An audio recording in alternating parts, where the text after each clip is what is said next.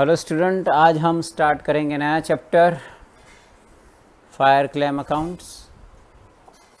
देखो, fire claim में सबसे पहले एवरेज क्लोज को समझना बहुत ज़रूरी है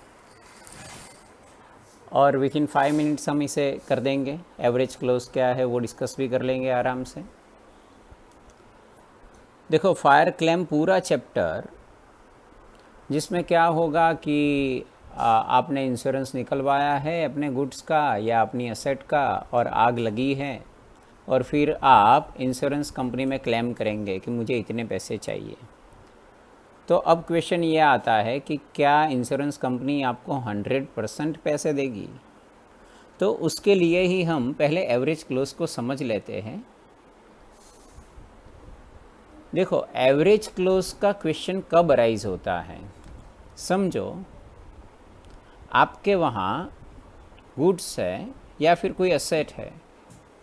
so goods on the date of fire, आपके वहाँ पे समझो 5 लाख का गुड्स है, ठीक है, और डिस्ट्रॉयड गुड्स वैल्यू, उसकी वैल्यू है 3 लाख का गुड्स आपका डिस्ट्रॉय हो चुका। यानी कहने का मतलब क्या हुआ कि हमने 2 लाख साल्वेज कर लिया और उसे सेव्ड, इतना बचा लिया हमने। अब क्वेश्चन में आपको इंश्योरेंस अमाउंट दी गई है कि आपने इंश्योरेंस निकलवाया था, पॉलिसी थी ₹2.5 लाख की। चलो एक ऑप्शन ये दे देता हूँ मैं। दूसरा ऑप्शन है कि आपने इंश्योरेंस पॉलिसी अगर 6 लाख की निकलवाई होती तो क्या होता। ये 2 ऑप्शन मैंने ले लिए। पहले मैं फर्स्ट ऑप्शन डिस्कस करता हूँ। देखो, एक बात समझिए, आपके पास on the date of fire जो असेट है उसकी वैल्यू है 5 लाख और आपने इंश्योरेंस निकलवाया 2.5 लाख यानी 2.5 लाख का। तो ये नहीं चलेगा। क्यों नहीं चलेगा? क्योंकि आपने जो असेट आपके पास थी उससे कम इंश्योरेंस निकलवाया है। यानी मैं कह सकता हूँ 50% ही इंश्योरेंस निकलवाया है। अब आप कहोगे कि मेरा गुड्स 3 लाख का डिस्ट्रॉय हुआ है तो मुझे 3 लाख दीजिए, तो वैसे इंश्योरेंस कंपनी नहीं देती। वो क्या करती है, प्रपोर्शनेट देती है। और ये जो वर्ड मैंने बोला ना, प्रपोर्शनेट, बस वहीं आपके लिए एवरेज क्लोज है। यानी वो क्या करेगी कि आपका गुड्स था 5 लाख और आपने इंश्योरेंस निकलवाया था 2.5 लाख का, तो फिर आपका गुड्स डिस्ट्रॉय कितना हुआ है? 3 लाख। तो आपको इंश्योरेंस कितना मिलेगा? तो आपको इंश्योरेंस मिलेगा 1.5 लाख का। समझिए, प्रपोर्शनेट वो देगी आपको, क्योंकि आपको इंश्योरेंस सही में निकलवाना था 5 लाख का, क्योंकि आपके पास असेट होती है 5 लाख की और आपने इंश्योरेंस निकलवाया 2.5 लाख का। तो ये तो नहीं चलेगा। तो फिर एवरेज क्लोज अप्लाई होता है और वो एवरेज क्लोज, देखो मैंने ये क्या लिखा, 3 lakh into 2.5 lakh divided by 5 lakh. ये 3 लाख क्या था मुझे बताओ? 3 लाख था डिस्ट्रॉयड गुड्स। सो जो डिस्ट्रॉय हुई वो असेट की वैल्यू ऑफ डिस्ट्रॉयड गुड्स, ठीक है।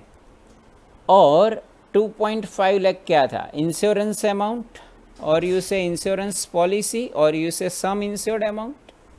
और 5 लाख क्या था? Total value of asset on the date of fire, on the date of fire. So कहने का मतलब ये एवरेज क्लोज की फॉर्मूला है। सो हमें ये सब याद रखना ना पड़े, इसलिए हम फॉर्मूला याद रख लेते हैं, destroyed asset value, okay, otherwise value of goods destroyed in fire, तो वो हम लिख देते हैं कि डिस्ट्रॉयड बाय फायर इतना है और टोटल वैल्यू ऑफ असेट्स इतनी है into insurance policy. So average close तभी आएगा, एवरेज क्लोज हम तभी अप्लाई करते हैं when asset value is more than sum insured value, यानी आपकी जो असेट की वैल्यू है ना वो आपकी इंश्योरेंस पॉलिसी से ज़्यादा है, तब हम एवरेज क्लोज का यूज़ करते हैं। या इससे उल्टा समझिए कि सम इंश्योर्ड वैल्यू और इसे insurance policy amount is less than the asset value, तब आपको एवरेज क्लोज यूज़ करना होता है और उसकी ये फॉर्मूला है। अच्छा सर, अगर हमने ज़्यादा अमाउंट का इंश्योरेंस निकलवाया, हमारे पास 5 लाख की असेट है और इंश्योरेंस पॉलिसी 6 लाख की निकलवाई, तब क्या होगा?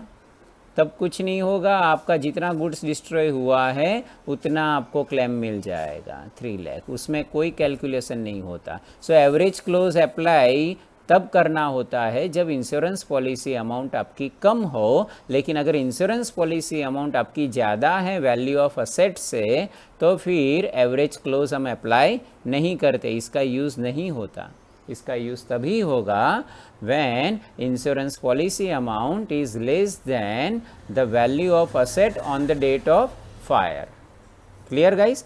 अब मिलेंगे नेक्स्ट सेशन में, इसके रिगार्डिंग क्वेश्चन करेंगे, लेकिन एवरेज क्लोज आपको पता होना चाहिए, इसलिए मैंने डिस्कस किया है। 1 by 1 हर एक सेशन में डिफरेंट क्वेश्चंस करेंगे हम। All of you goodbye, take care.